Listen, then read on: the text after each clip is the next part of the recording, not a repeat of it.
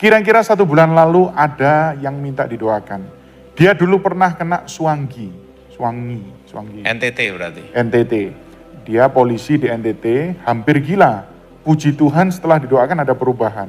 Jadi dia diserang lewat bisikan-bisikan suara. Bagaimana cara menangkal bila serangan-serangan itu datang?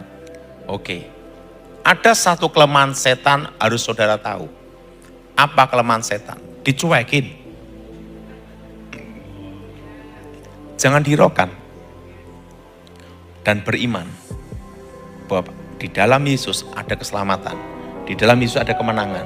Percaya Tuhan Yesus protect hidupnya.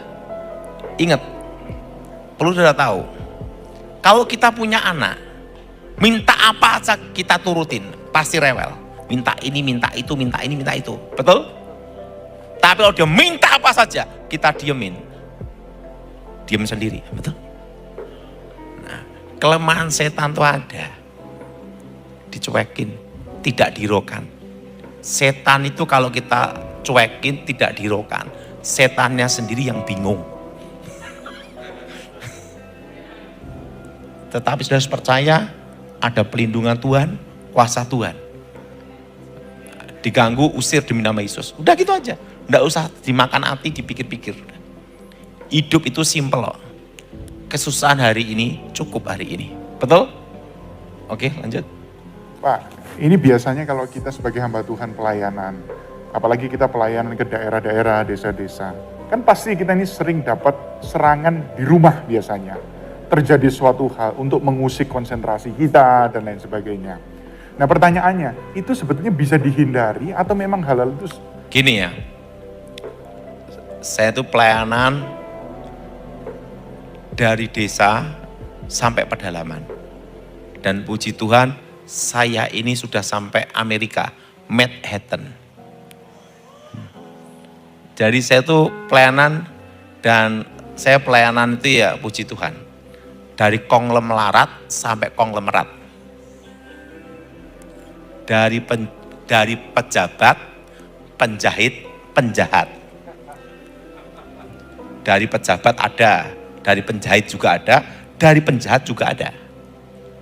Dari pemabuk ada, penjudi ada, orang baik juga banyak. Sebenarnya dalam pelayanan itu simpel.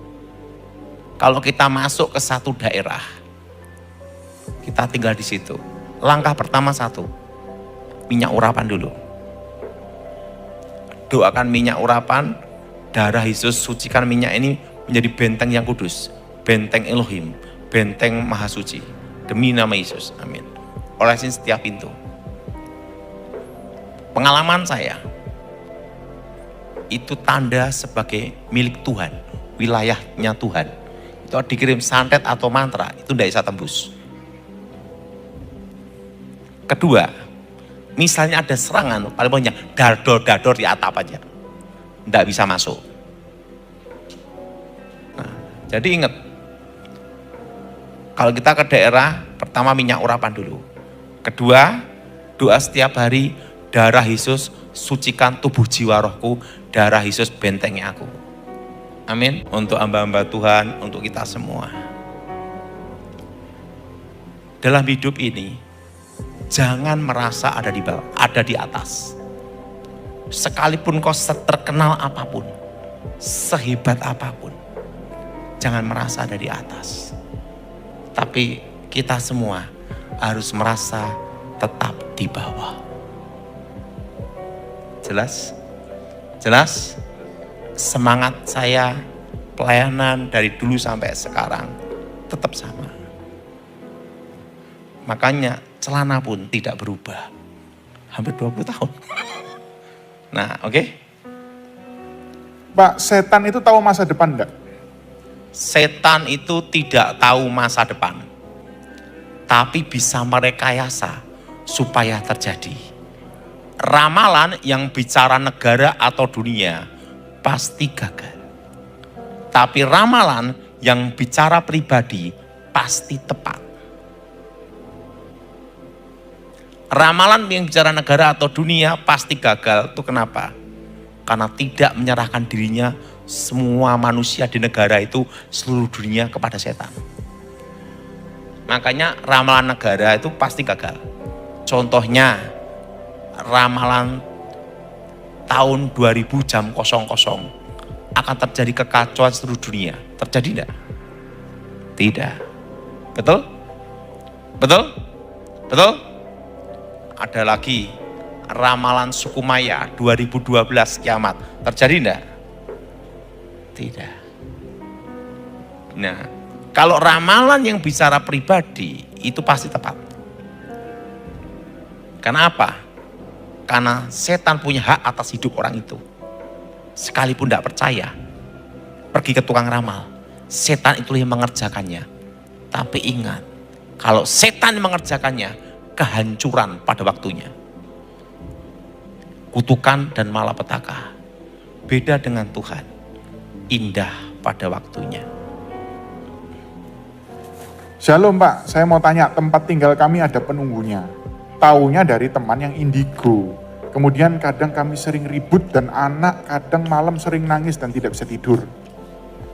Nah itu seperti apa Pak? Gimana? Jadi tahu.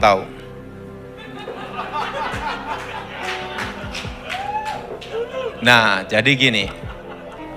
Ada yang bertanya, indigo itu apakah karunia? Saya katakan bukan. Itu kutukan dari leluhur. Kakek neneknya itu ada yang terlibat okultisme. Masuk ke generasi sejak dalam kandungan.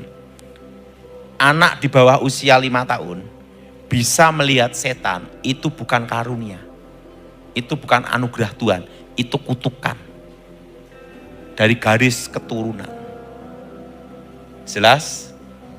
Nah, merasakan adanya setan beda dengan melihat setan.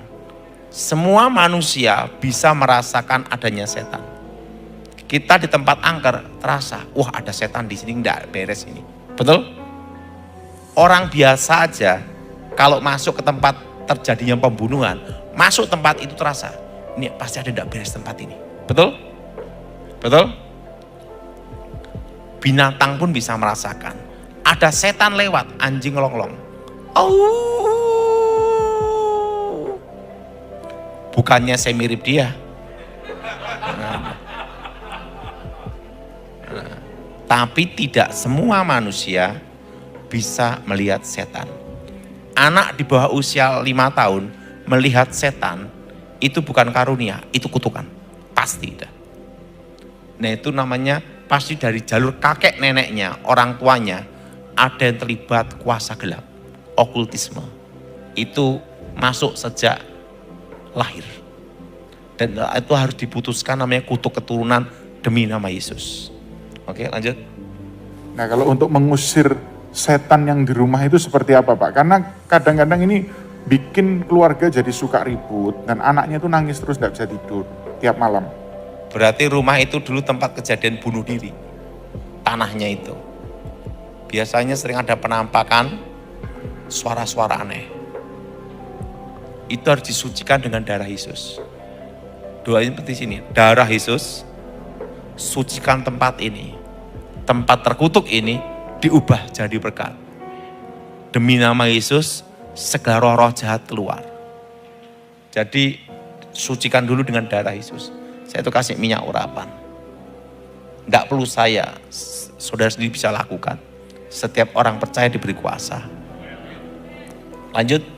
Pak, apa betul doa paling manjur itu jam 12 malam sampai jam 3 pagi di tempat yang tanpa atap?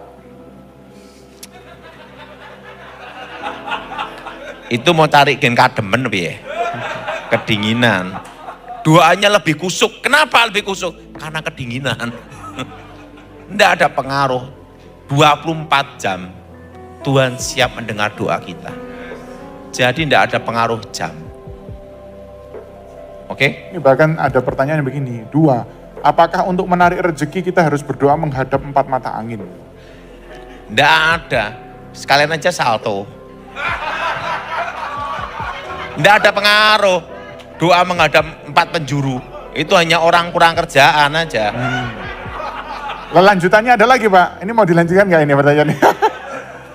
Kenapa orang kejawen doa dengan melepas sandal? Apa? Kenapa orang kejawen kalau doa lepas sandal? Ya itu hanya sugesti. Sugesti itu suatu keyakinan yang belum tentu benar. Karena dianggap sebagai penghormatan, itu aja. Sebenarnya doa itu ya, menurut saya, di mobil, di jalan, dimanapun, kita bisa berdoa. Saya kemanapun pergi itu berdoa dalam hati. Dan menyebut nama Yesus dan berseru. Hiduplah dalam doa. Oke? Pak, menyambung khotbah yang tadi pagi. Bagaimana lepas dari dosa yang mengikat? Pertama harus niat dulu. Kalau enggak ada niat, walaupun didoakan Pak Irman sampai pendetanya rontok semua rambutnya, ya enggak bisa. Harus niat dulu untuk melepas. Betul Pak Irman? Kasihan Pak Irman itu karena berdoa sungguh-sungguh, setiap doa rambutnya rontok satu-satu. Ini ketawanya kenceng sekali yang ini. Itu menunjukkan beban doanya sungguh-sungguh. Coba kalau bebannya tambah banyak, kasihan, mengkilap. Lanjut. Semangat itu Ibu Dewi ya. Pak, bagaimana kalau itu sebuah ikatan, misalnya orang inginnya berzinah terus, itu apakah harus ada doa pemutusan? Pertama Melepaskan. doa pemutusan. Kedua niat dulu. Segala sesuatu harus ada niat dulu, kemauan. Nah, dan ketiga, jauhi kelemahan kita. Kalau kelemahan kita itu perempuan, jangan punya sekretaris sama pembantu yang cantik. Cari yang hitam legem, yang gini. Lihat aja udah enak, betul lah? Betul? Betul? Ada cerita. Gue masih inget ini cerita ini. Waktu itu ada istri jenderal. Dia itu milik ajudan. Ajudan yang disodorkan itu semua dari personalia kan, apa ditunjukkan fotonya semua gini. Nah jenderal ini lihat gini, nah, istrinya, Pak Daud, saya khawatir gini. Tenang, ibu dengerin saya, pasti suami ibu aman. Kan jenderal. Gimana cara milihnya? Gampang bu, pilih yang hitam legem. Atau giginya gini, udah pasti aman. Kenapa? Kalau nyium sariawan. Kedua, lihat orangnya aja, udah gini, udah. Jadi pertama harus ada niat. Dua, doa pemutusan. Ketiga, jauhi kelemahan kita. Kalau kita ini pernah jatuh dengan narkoba, jangan deket kumpul orang narkoba. Pasti kebawa keseret itu. Setuju? Ya itu. Oke? Konsekuensi dari perzinahan itu apakah bisa menurun ke keturunan berikutnya? Itu kutuk. Ada kutuk keturunan dan ada juga namanya tabur tuai. Nah itu harus diputuskan demi nama Yesus. Kalau itu orang tua tiri Pak? Hah? Kalau orang tua tiri? Tiri. Ya, jadi ibaratnya ini kalau dari pertanyaannya orang tua tirinya juga berzina, apakah bisa nyambung ke dia? Kalau kutuk keturunan itu berhubungan langsung dari anak ke orang tua. Orang tua anak, anak cucu. Garis itu. Nah kalau ini disumpahi orang tua tiri, apakah itu bisa mengena atau tidak? Kalau tidak ada alasan yang kuat, tidak bisa. Tapi kalau ada alasan yang kuat, bisa. Berarti kalau yang disumpah ini memang betul-betul nakal atau kurang ajar ya kena kutunya. Nah itu saya harap Tapi dijawab. itu bisa dibatalkan demi nama Yesus. Oh.